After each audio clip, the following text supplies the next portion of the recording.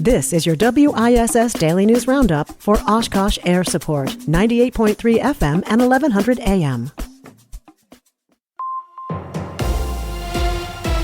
For 98.3 and 96.5 WISS News, I'm Lisa Hale. You've heard it. You can't fight City Hall.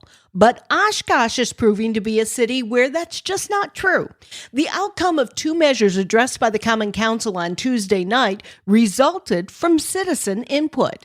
First, the Common Council voted against adding a traffic signal light at the intersection of the driveway to Traeger Elementary and West 20th Avenue. The Oshkosh Area School District requested the light to address traffic concerns at Traeger Elementary that are expected to increase in the future. But Lisa Hobley took issue. Idling cars, visual eyesore of a traffic light nearby can impact values of home. Council member Jacob Flom didn't see the need for it either. Personally, I think this is more of a solution looking for a problem. And with the business across the street and the home, I think there are better options for this. On the other side of the spectrum, it was citizen input that resulted in a reduction of the speed limit on a portion of Witzel Avenue. Oshkosh Mayor Matt Mugerauer. Had citizens not come to us on a Tuesday night and spoke to us, this wouldn't have changed, period. Because of the action, because of them coming to us and speaking to us, something did change. The Common Council voted with the citizens' request to reduce the speed limit. The Winnebago County Board of Supervisors also approved the change for its portion of the street in September. Traffic near downtown Neenah will improve this weekend as South Commercial Street fully reopens to traffic today. The 1.5-mile stretch of South Commercial between Tyler and Stanley was closed in March for what officials called one of Neenah's historically largest street construction projects. They upsized storm sewers, replaced concrete pavement, sidewalks, pedestrian crossings, traffic signals, and landscaping. Does Appleton, specifically College Avenue downtown, have a noise problem? A group of residents formed a group called Stop the Noise Appleton to address the issue of loud cars and motorcycles. The city announced last week that it would work with the group by increasing police patrols and enforcing noise ordinances. Stop the Noise Appleton is hosting a public forum on the noise issue at the Appleton Library on October 22nd. The Wisconsin Department of Workforce Development is working to get back unemployment benefits to applicants following a federal court ruling. The department announced Tuesday a recent order will allow people to get both unemployment benefits and Social Security disability payments. A 2013 law passed under then-Governor Scott Walker prevented Wisconsinites from getting both benefits at the same time, but the August ruling found that to be unconstitutional under the Americans with Disabilities Act. DWD is reaching out to people who may be affected, including those who were denied unemployment because of disability benefits or had it terminated because they went onto benefits. How did Wisconsin end fiscal year 2025? Joanne Krulotz has the answer. The Evers administration has announced the state ended fiscal year 2025 with a positive ending balance of $4.6 billion in the general fund, the state's main checking account exceeding previous estimates by over $265 million. Additionally, the state's rainy day fund, also known as the Budget Stabilization Fund, increased to approximately $2 billion.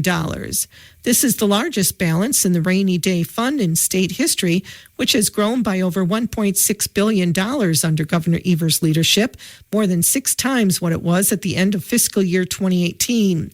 According to the Department of Administration, notably, the 6 largest ending general fund balances in state history have all occurred in the 6 full fiscal years that Governor Evers has been in office.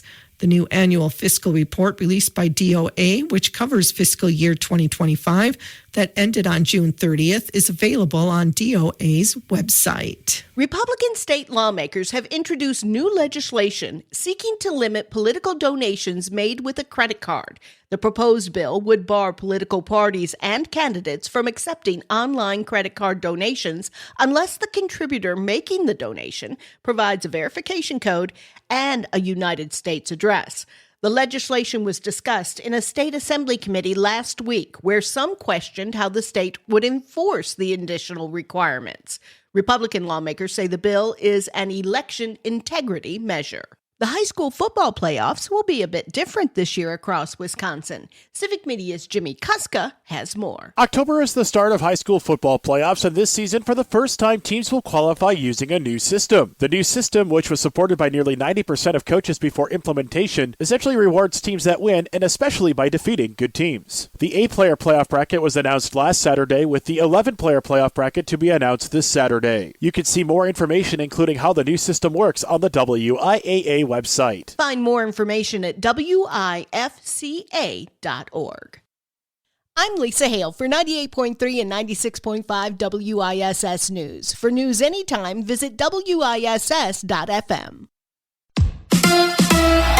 The Brewers fall again. Hi, I'm Mike Clemens with Sports Baseball. The Brewers lost again to the Dodgers, 3-1. They tried to rally in the ninth, but came up empty and struggled to see the ball while at bat due to some shadows at Dodger Stadium, according to the manager, Pat Murphy. And we had man on second, nobody out at the end, and our hottest hitter up, and he couldn't get him over. So those types of things happen. Your offense isn't going to click. We did some good things, but didn't get the big hit. Had a bunch of strikeouts when it was very difficult to see. With a win tonight in Game 4, the Dodgers would be the first team in 16 years to return to the World Series back-to-back. Manager Dave Roberts. I think the thing about our guys is they're battle-tested, and they know that I've never lost faith in them. College football, the Wisconsin Badgers host the Ohio State Buckeyes, the number 1 ranked team in the nation. Kickoff 2:30 tomorrow afternoon at Camp Randall Stadium. The Buckeyes are 26-point favorites. With sports, I'm Mike Clemens.